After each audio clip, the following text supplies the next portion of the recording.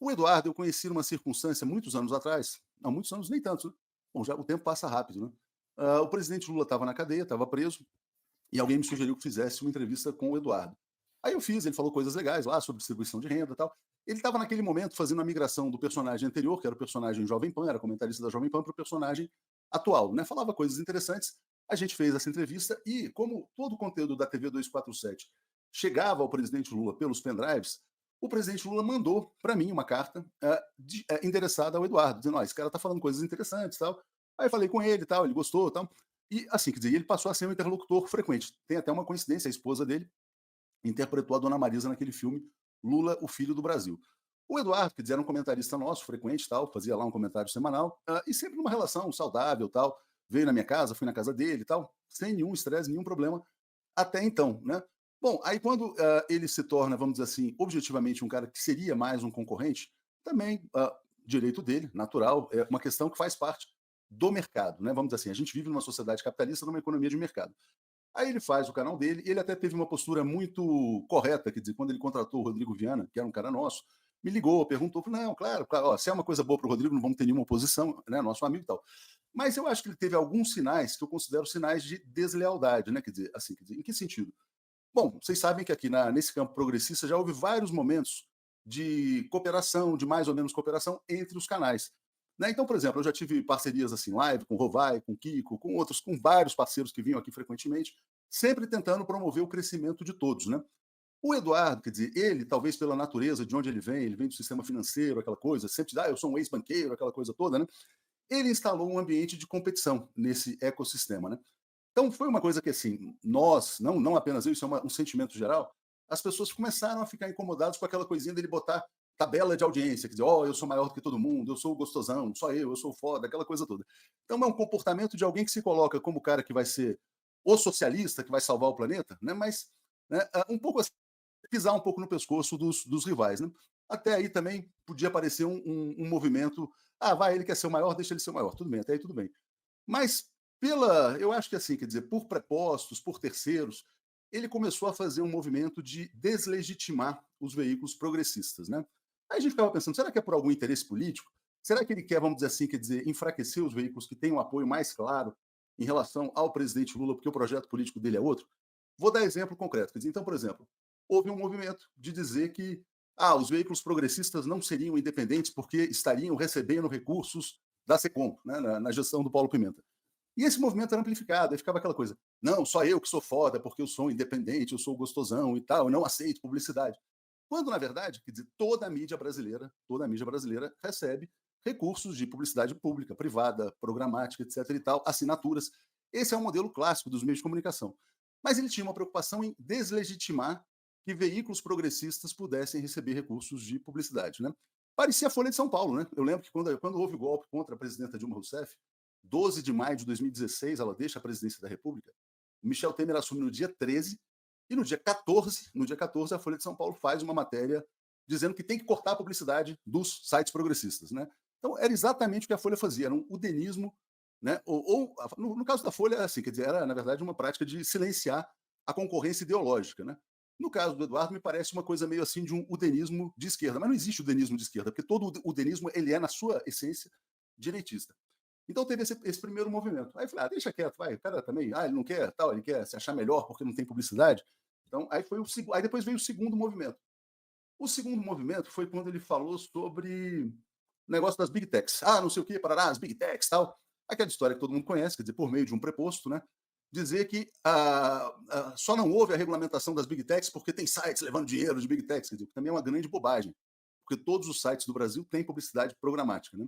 Então, também era uma tentativa de deslegitimar exatamente a mídia progressista.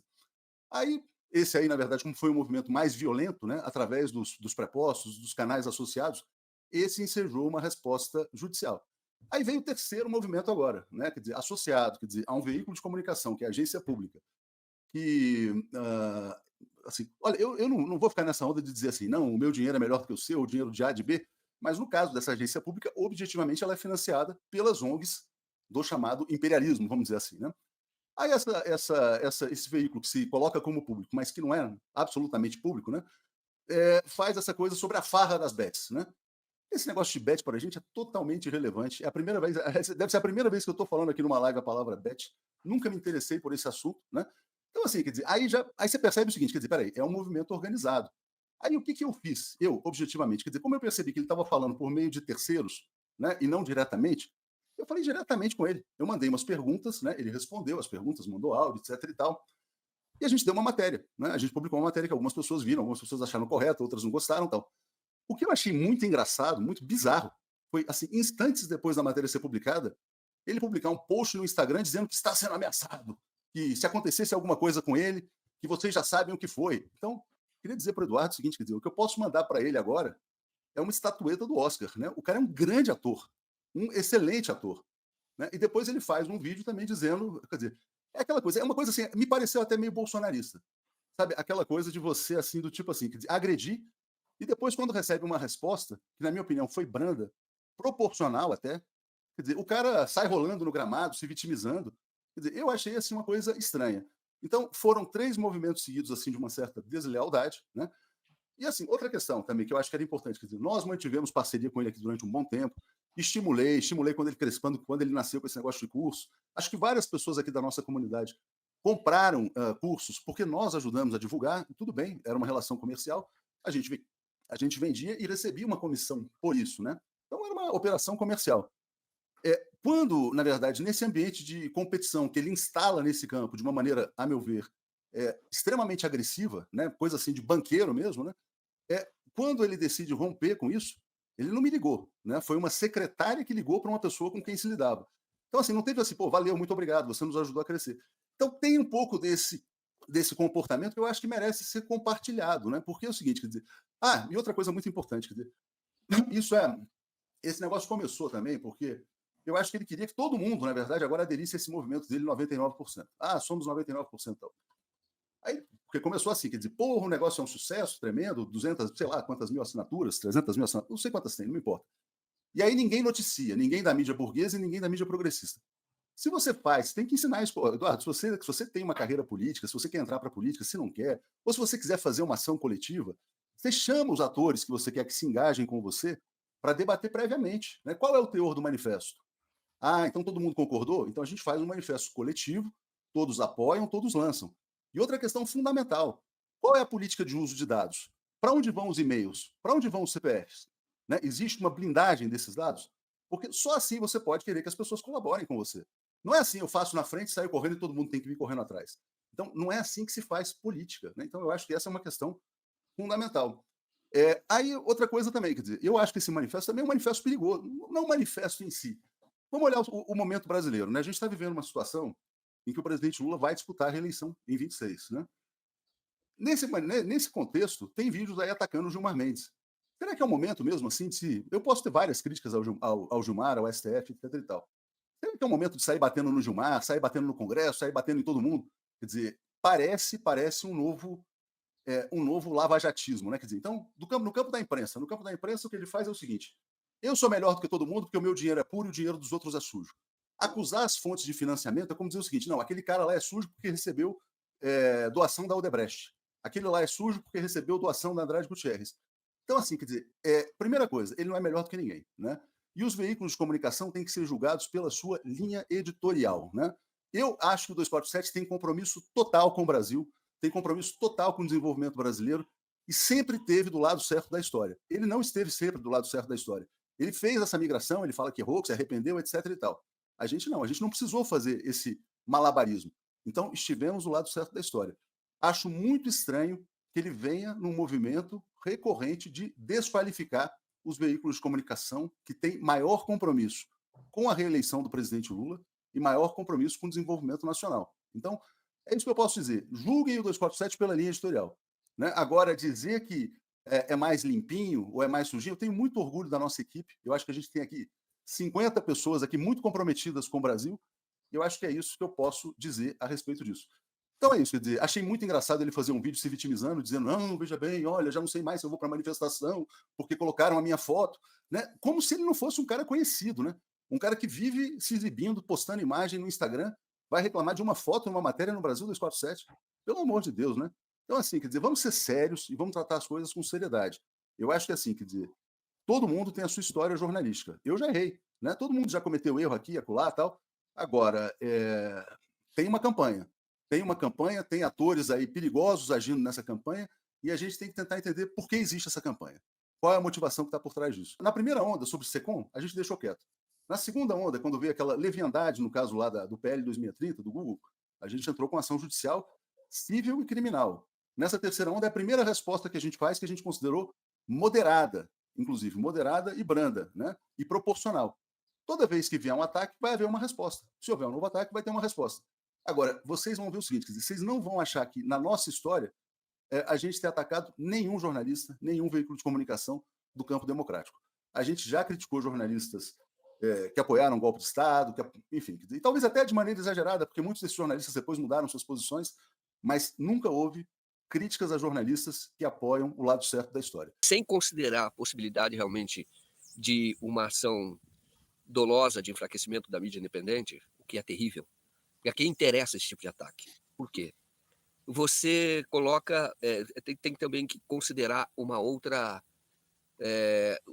possibilidade, que é justamente o comportamento individualista. O que nós estamos aqui, todos aqui, somos profissionais, claro, mas a gente tem um compromisso com uma causa, história, nesse sentido, nessa direção. E a gente sabe que mercado financeiro, por exemplo, é o triunfo do individualismo. Eu costumo dizer que, eu sempre digo, e o que eu conheço as duas áreas, tá? Também de investimento, mas eu costumo dizer uma coisa que é a seguinte: o jornalista, ele é antes de tudo generoso. Quando a gente recebe uma informação, a gente quer compartilhar. Eu tenho vários colegas que muitas vezes eu não pude publicar matéria no veículo que eu estava, e eu passei para colega publicar em outro veículo. E aí sempre se dizia: a informação tem que circular. As pessoas têm que ter informação confiável. Se a gente não consegue, por razão editorial, passa para um colega que ele vai publicar lá. Eu fiz isso muitas vezes. Porque o mais importante, e sem eu aparecer, mas o mais importante é que aquela informação que era relevante desse público chegasse à comunidade, chegasse às pessoas e tivesse o seu papel de transformação da história, informação honesta. Assim tem que ser. Então, quando eu vejo, e o mercado é o contrário. O mercado, você aprisiona a informação para poder ganhar dinheiro com ela. Ou você distorce a informação também para poder ganhar dinheiro com ela. É exatamente o oposto. É exatamente o oposto. E a gente sabe de onde ele vem. Então, eu estou falando isso, você vai dizer, sem fazer um ataque pessoal, mas olhando para a personalidade. Eu conheço um jornalista. Muitas vezes, eu digo o seguinte: já fui chefe em alguns lugares.